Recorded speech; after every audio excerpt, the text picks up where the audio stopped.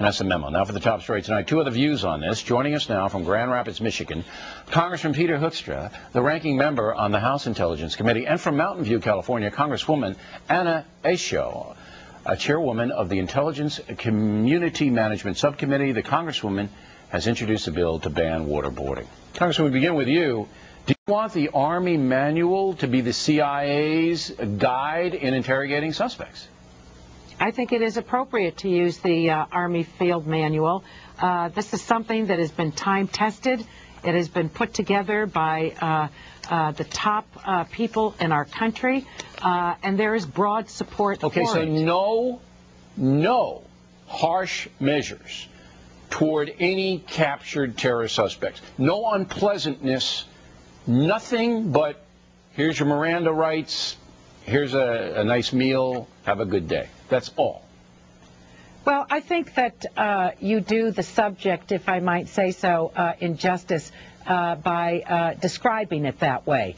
That's what the Army manual says. It says no unpleasantness. This is deadly serious business. You bet. And while I believe that interrogation is very important, there is no interrogation under the manual. No unpleasantness. None. No raising of the voice. Look, this show would be torture under the Army manual, madam.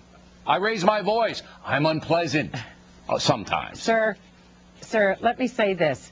I think that there is support across this country for every president to have the best intelligence possible. You don't get it by not. How do we get that? And how do we get that? All right, you're just saying, Congresswoman, and I respect you for being honest, because very few people would say what you just said. You say no unpleasantness whatsoever. What do you say, Congressman? Well, there are many forms. There are many forms of. No unpleasantness is no unpleasantness. It's very clear. What do you say, Congressman Hoekstra? Well, I think you got it right in the talking points, Bill. The Army Field Manual is perfectly appropriate when you're dealing with an organized army, when you're dealing with an enemy in uniform and they have, signed on to the Geneva Convention. When you are taking a look at the kind of threat that we are facing with terrorists, you need to be able to use coerced interrogation. We have a definition. They need to clearly work by the rules. And there need to be a clear set of rules. Yeah, you gotta tell. That's why the CIA is being so. Lots of people leaving, and very hard to get it. But look, you and the Congresswoman disagree 180 degrees. Now, what I'm trying to get at is, what's the prevailing wisdom on Capitol Hill about this? Is it split 50-50? Do most people believe the way you believe, Congressman Hoekstra? What do you think?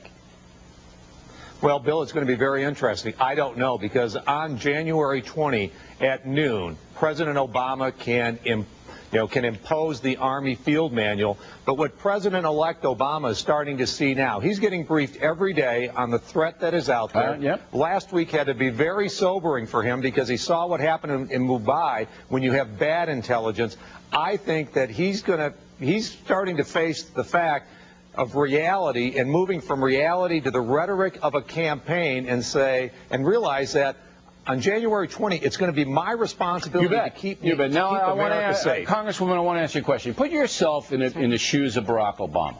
Say he comes down on your side. Say the president in his inaugural address says, I talked to Congressman Asho, and I agree with her, and I'm going to ban all kinds, every interrogation that is unpleasant.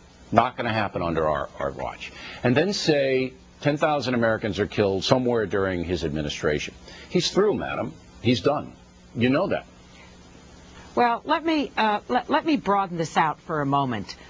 First of all, many of the interrogation methods that sold out and became aware of, I think the jury that came in, the judgment of the American people was that it was repugnant because we were stepping away from what is within the rule of law. Theoretical. And that is what separates, that's not theoretical. Sure it is. That's what separates us from other countries and the way they operate. Secondly, we have had testimony after testimony as a member of the House Intelligence Committee from experts saying that if you extract information from these less than savory individuals, and it is done with interrogations that really do not fit.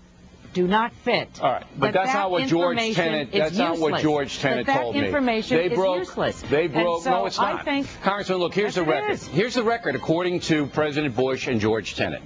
Stop the music. You can call them liars if you want to. They broke the 3 top Al-Qaedas, Sheikh Khalid Mohammed and the other 2.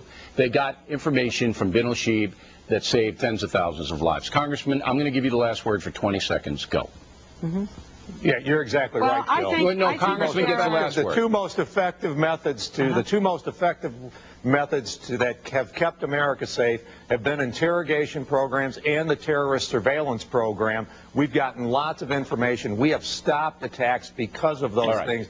I hope President Obama continues. We'll see. It's going to be a fascinating debate. We appreciate both of you putting forth your points of view tonight. Very interesting debate. Thank you. Next on the rundown, Dick Morris on